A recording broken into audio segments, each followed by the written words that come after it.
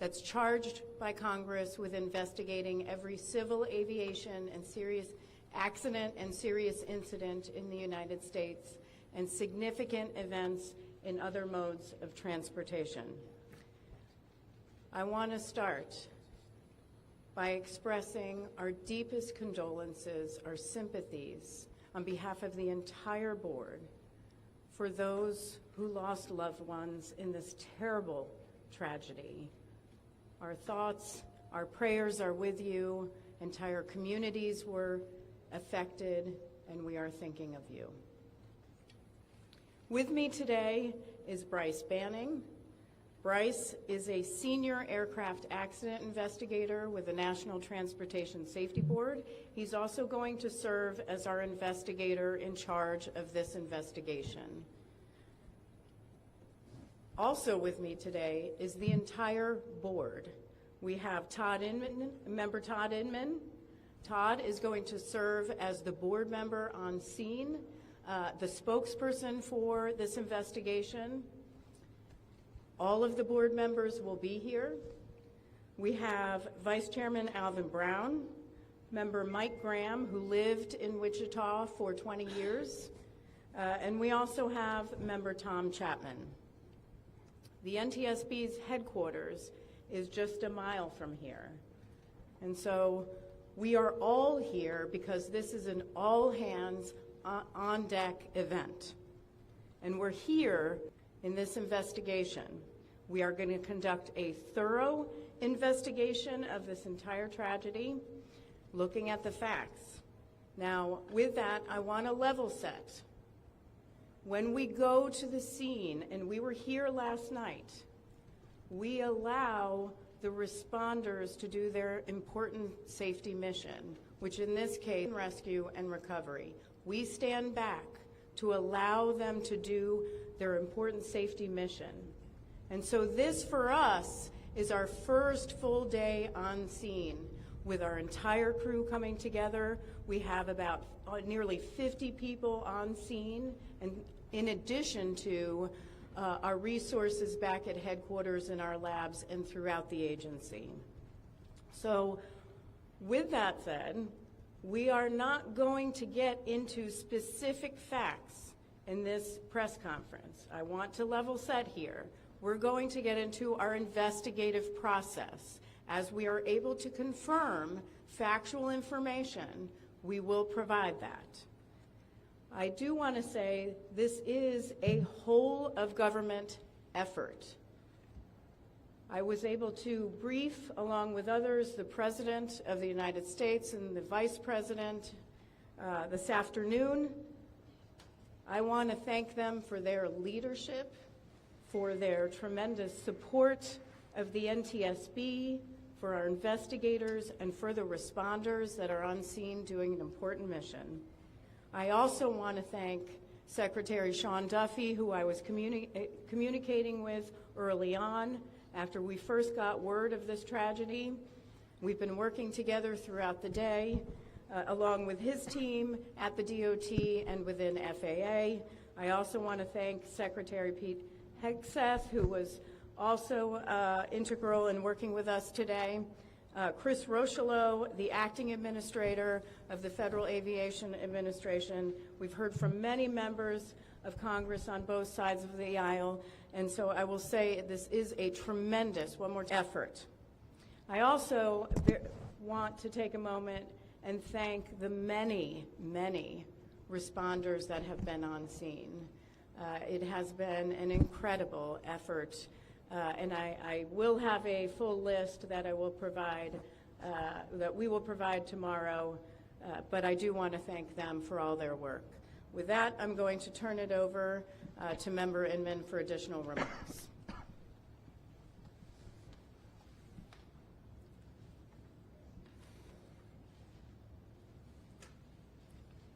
So today is our first full day on scene.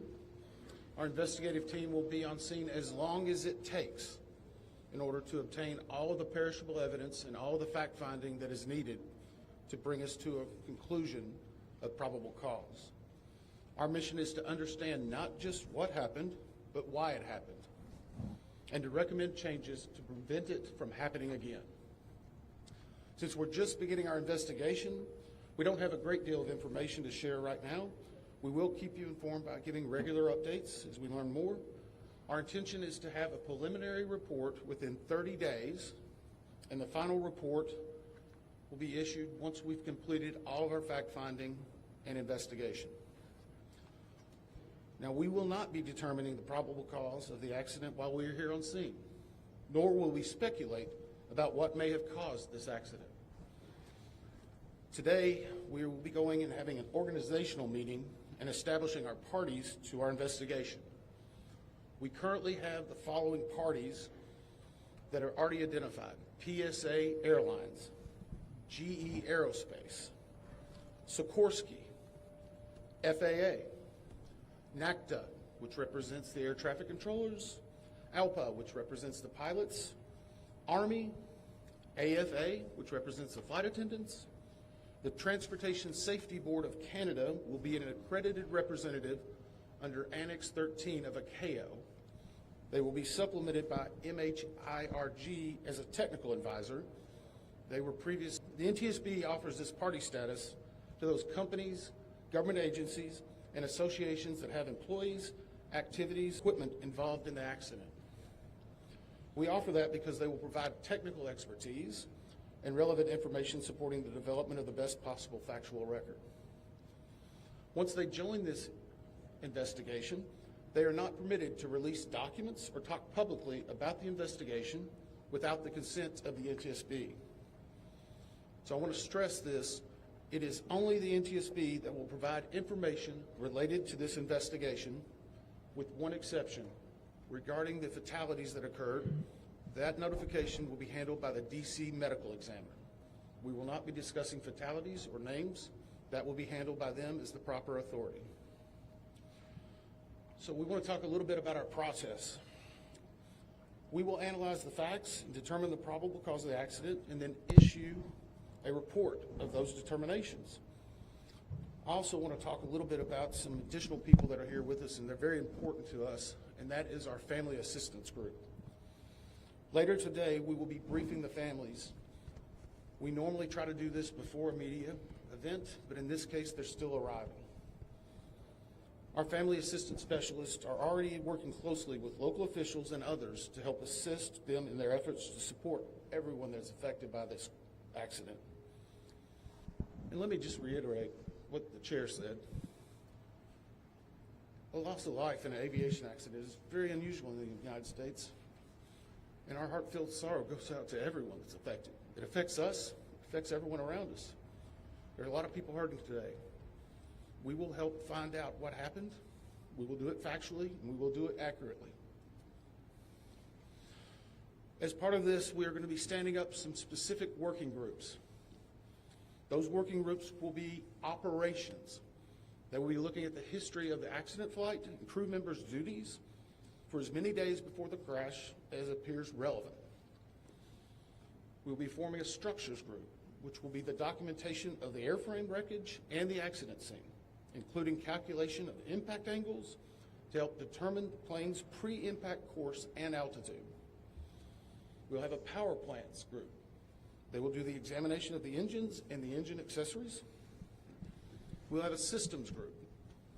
They will study the components of the plane's hydraulic, electrical, pneumatic, and associated systems, together with the instruments and elements of the flight control system. We'll have an air traffic control group. They will do reconstruction and review of air traffic control systems provided to and including acquisition of pertinent flight track surveillance information, what you might typically think of as radar or ADSB, along with controller pilot communications. We will also have a survival factors group. They will be doing the documentation of impact, forces and injuries, community emergency planning, and all crash and fire rescue efforts.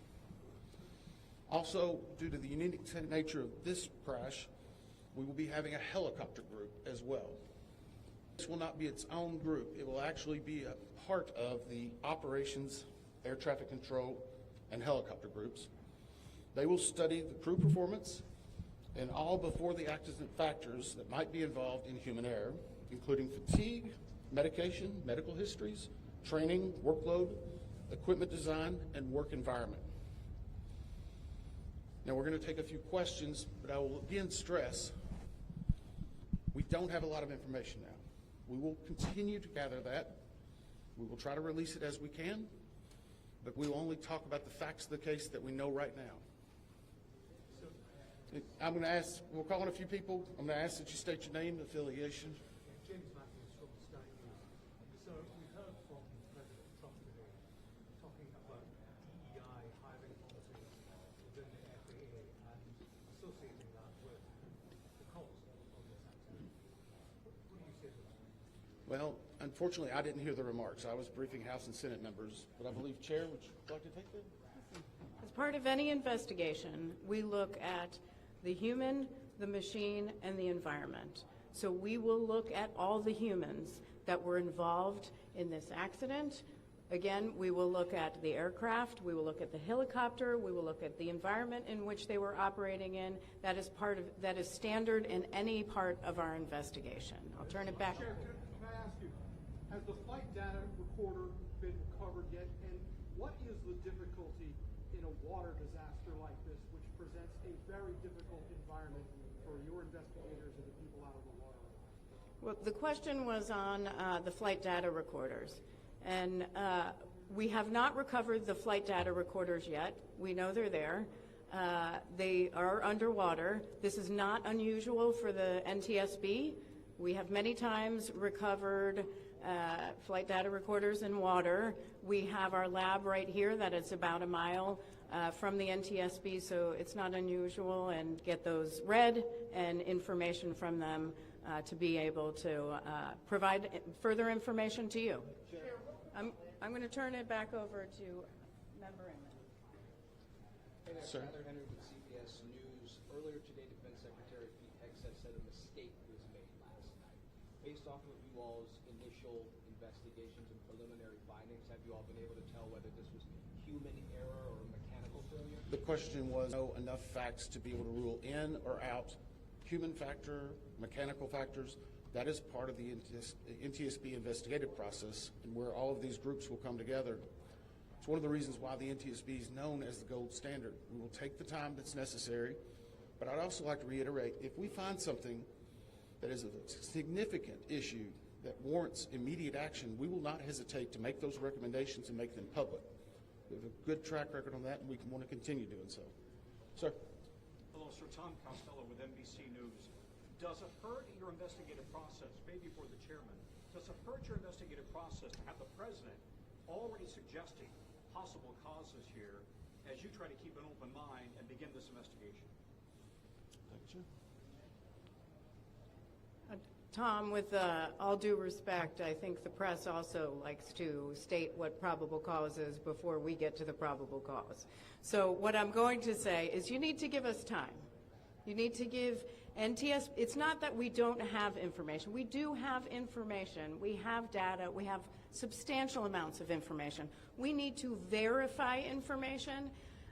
We need to take our time to make sure it is accurate. That's best for you. That's important for the families. It's important for legislators who are seeking answers to try to figure out what they're going to do about this.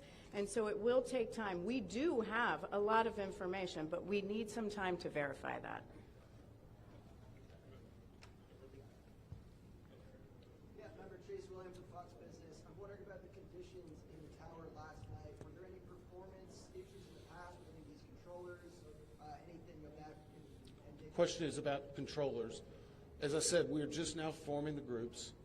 The controllers do have union representation, which they are entitled to. They'll be working with our party system and our party groups. They'll be conducting interviews. Those interviews will need to be analyzed, transcribed, and other team members will need to look over it. It'll be a long process, but we will go through the entire history.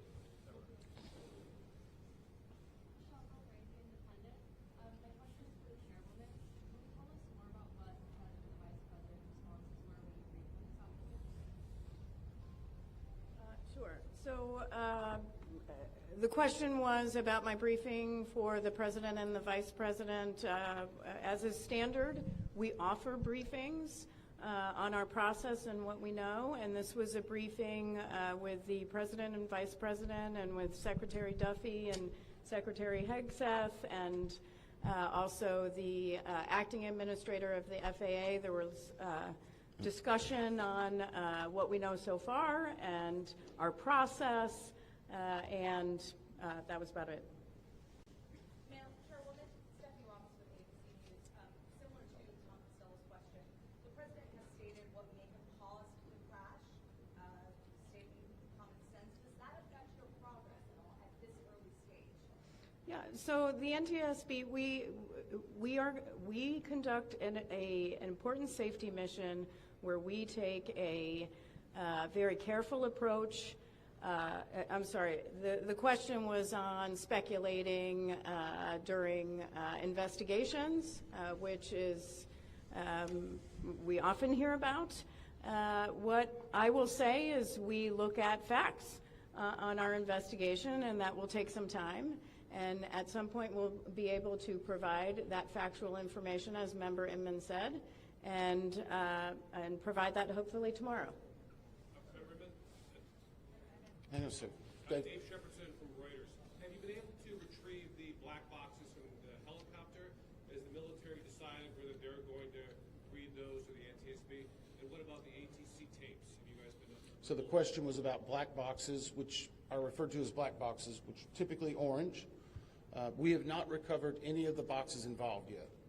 We feel comfortable and confident that we will be able to. Right now, recovery of life is probably the most important in those that were involved. I mean, there are still ongoing recovery efforts involving the fatalities involved, along with some debris is coming out as well. We will make sure that that perishable evidence is maintained. We have a great process for that. We will probably have more than one black box, so to speak. It's our understanding that the Sikorsky helicopter is equipped with some form of recording devices, and those will be read either by the DoD or by us. We have a good starting relationship with them, and we've already made agreements in order to be able to do that. So I feel comfortable in what we're going to be doing. The other question was about air traffic control. We received a very large package of information from the FAA at about 3 a.m., I believe, this morning. That is still being reviewed and analyzed. I would say there's a lot more information that usually comes in that than what you may find online and people might speculate about. Get the information correct and to make sure all the parties are engaged and involved and can fact check that information. One. Gabe Cohen from CNN. Can you tell me if the NTSB has reviewed this FAA internal report that has been cited by the New York Times indicating that the controller that was on duty at the time of the crash was doing a job that's usually done by two people? We have not reviewed any specific reports about the controllers at this time, at least from the leadership team. Our investigators are continuing to pull all that information. Their personnel records, their files, where they were at, whether they were fatigued, all that information will be part of that investigative process. But right now we can't speculate on anything that may have been reported in the media until we get the opportunity to validate. And we're going to take just a few more questions. Sir?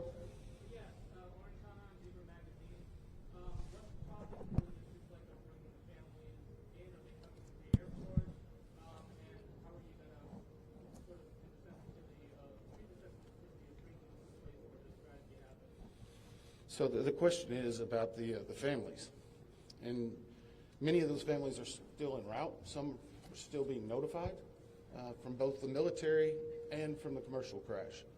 There is a family assistance facility that's being stood up by American and PSA Airlines in Bethesda, Maryland. They've already been working on that, standing it up. Our team from our disaster assistance team has also been coordinating with them. We plan on briefing them. It is customary that at some point, if the families wish to go to part of the accident site, that we would arrange such a thing, but it will only be when we know that it's safe, we have the correct perishable evidence, and we can do it in the proper modesty that should be for those family members.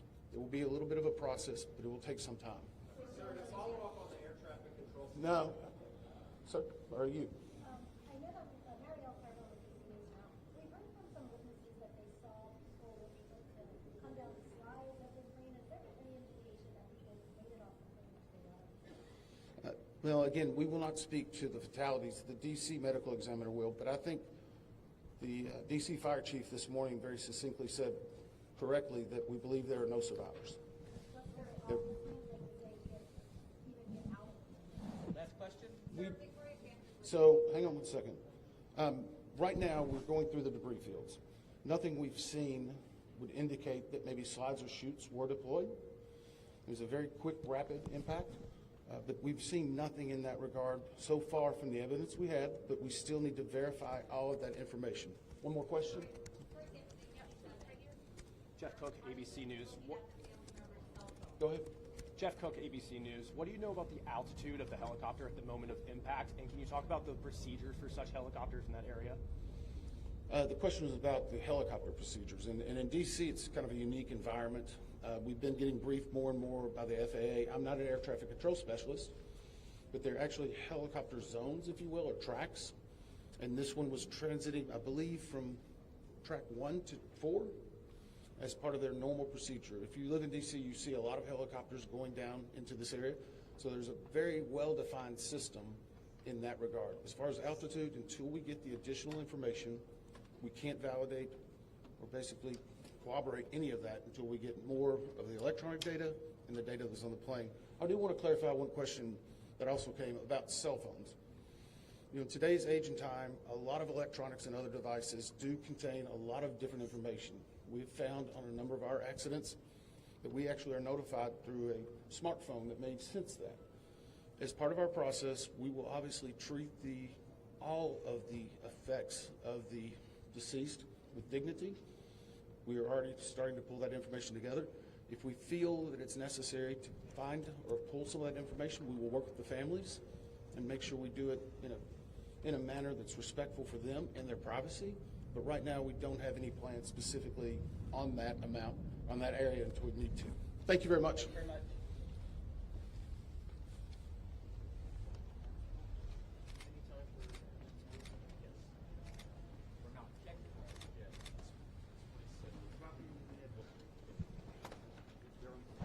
For further updates on media briefings and other developments, please follow